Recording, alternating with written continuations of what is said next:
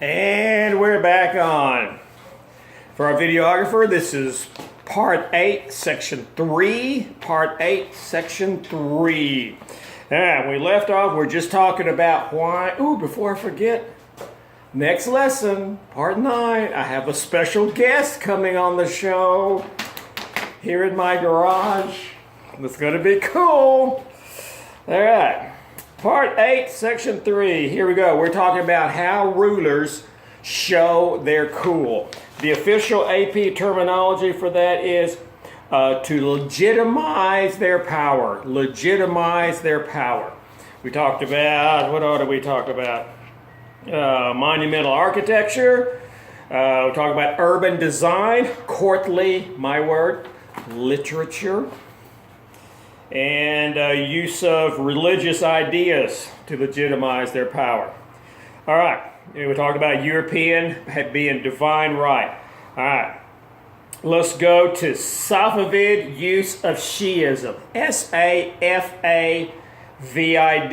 Safavid. S-A-F-A-V-I-D.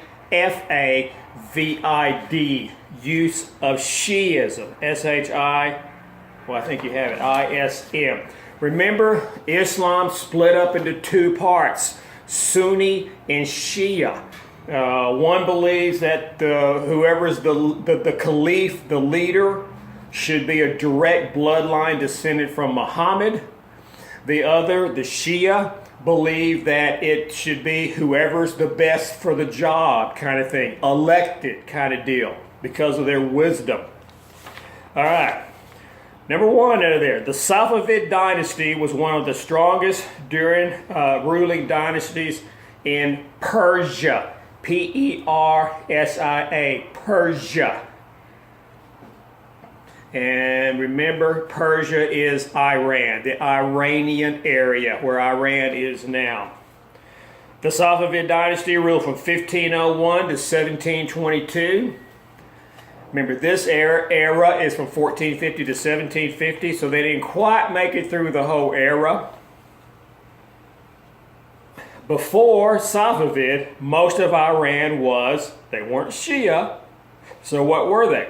They had to be Sunni, S-U-N-N-I. Safavid forced everyone to convert to Shia, or Shi'ism.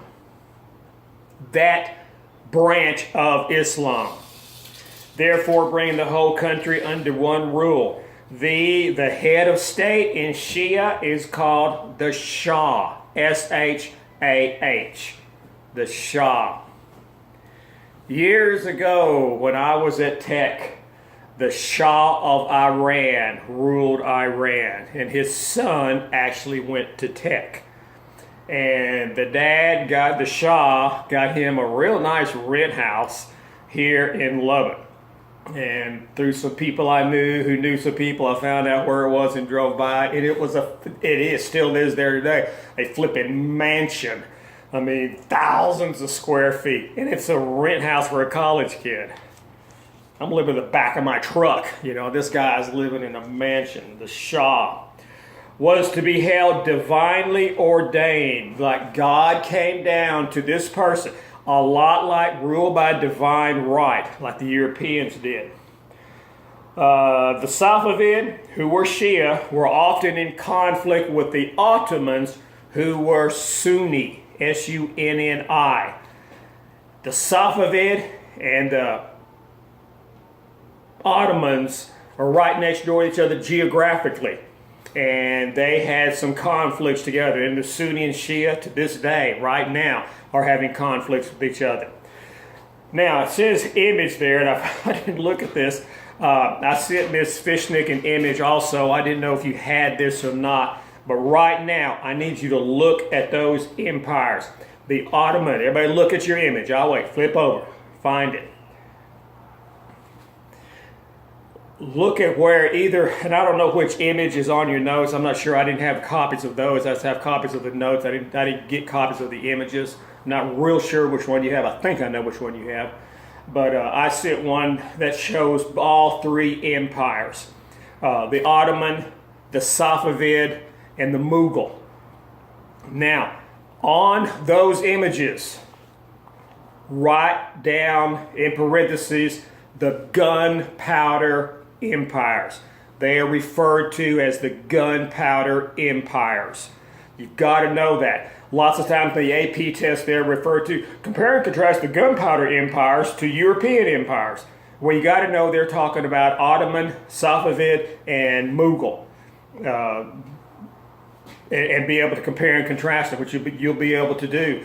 The one heck of a comparison difference is Ottoman, Safavid, and Mughal were all Muslim. European is all Catholic, is all Christian. All right. But look at the geographical location of those. You know there's going to be problems because they're different sects of Islam. They don't get along. So they're fighting each other. And remember we talked about all the Muslim leaders wanted to have the best architects? That's what it's talking about. Those three different empires are trying to pull the very best people, because whoever builds the best monumental architecture, whoever has the best art, whoever has the best literature, they're the cool people. And each of the three want to be the cool person. All right, let's go to C.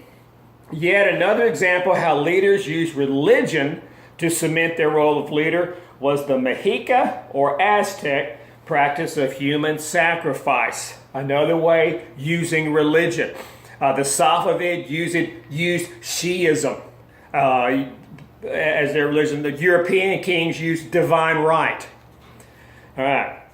In the Americas, the Aztec or the Mexica, they're the same people. Mexica, Aztec, same. Aztecs, Mexica, same. Number one, Mexicas and Aztecs were the same people. Draw a little line that connects those two. Same people. Number two, they used human sacrifice rituals as offerings to the gods to bring rain for their crops. Use human sacrifice rituals as offerings to bring rain to the crops. Number three, the blood flow honored the deities and was performed as self-sacrifice. They did this willingly. They sacrificed human beings. I'm sure some of the human beings being sacrificed weren't all that willing about it. I personally would not be. Number four, was an essential ritual to ensure the world's survival. Was an essential ritual. You had to sacrifice humans or the world would end. Kind of like, I have to do this right here to keep elephants from stampeding in my garage. I do this every day, and to this day, no elephants have stampeded in my garage. That's the same thing as saying we have always had human sacrifice and the world has never ended. You know, that was their philosophy behind it. That was the intellect behind it. The fact that the world was still going on showed the people the king was truly ordained by the gods. By the gods. Every morning the Aztec wake up and the world's still here. They go, the king is right. The sun came up. The king did it. Good job. Let's sacrifice some more people. Let's get tomorrow going. Another example of how rulers use religion to maintain control was the Songhai promotion of Islam. The Songhai promotion of Islam. Number one, the Songhai Empire was located in West Africa. West Africa. Now, you have an image there. I'm looking down. Everyone, let's look now. Flip over to your images. Find where the Songhai Empire was. They asked this a lot on past AP tests because it's in the curriculum, the AP curriculum that I go by, but it's like a little sub note in there. It's not, it's not like, hey, here's a real big thing. It's like kind of like the last page, last line of a contract in a little bitty print. The Songhai Empire. A lot of teachers just kind of skip by that because, Ottoman Empire is a lot cool. Aztecs is killing people. That's cool. We're talking about all these religions, using religion to control. They miss the Songhai Empire. So we're not. We're going to know about the Songhai Empire. It's in West Africa. Look at that image. Everybody looking? Don't look up here. Don't look at the smart screen. Look at that image.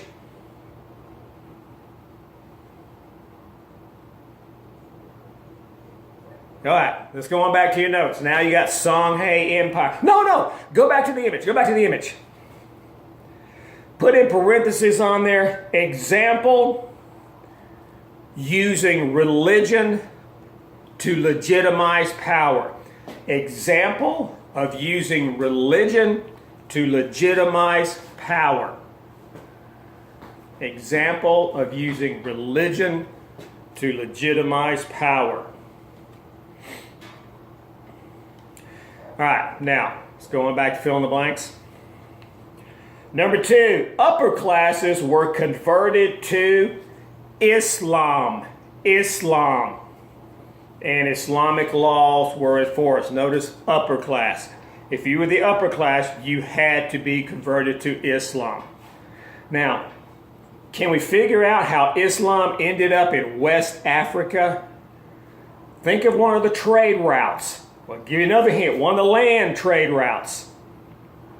Give you another hint. Who's controlling the trade routes in this area? Muslims.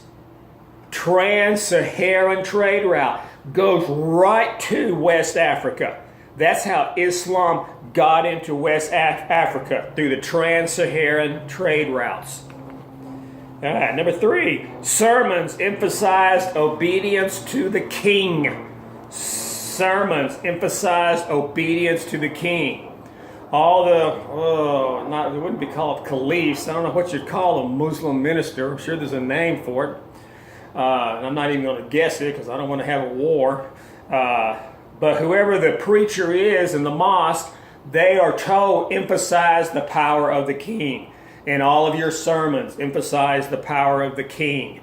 And, these people are in church and they hear this and, okay. Give you an example. Back in my younger days, I had really long hair.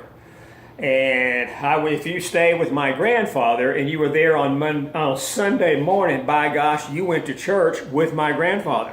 That was the rule. You don't eat his Saturday night supper, sleep in one of his beds, and not go to his church on Sunday.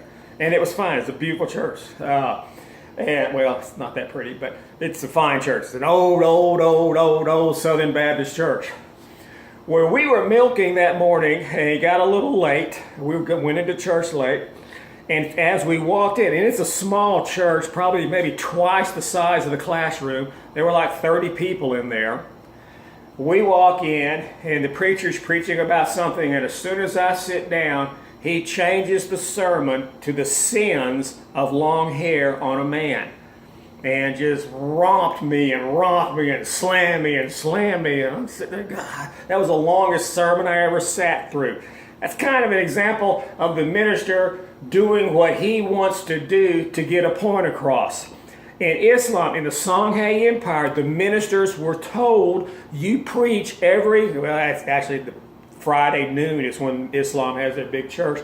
Somewhere in that sermon, you got to preach about the power of the kings. Well, you're sitting there in the audience, and you hear this Friday after Friday after Friday. It's kind of like brainwashing you. All right. Number 4, however, Islam was not forced upon the people. The general people were not required to participate in Islam. All right, that's a good place because I can't go over 15 minutes on these. That's a good place. We're going to end this section, and I'll be back in just a minute.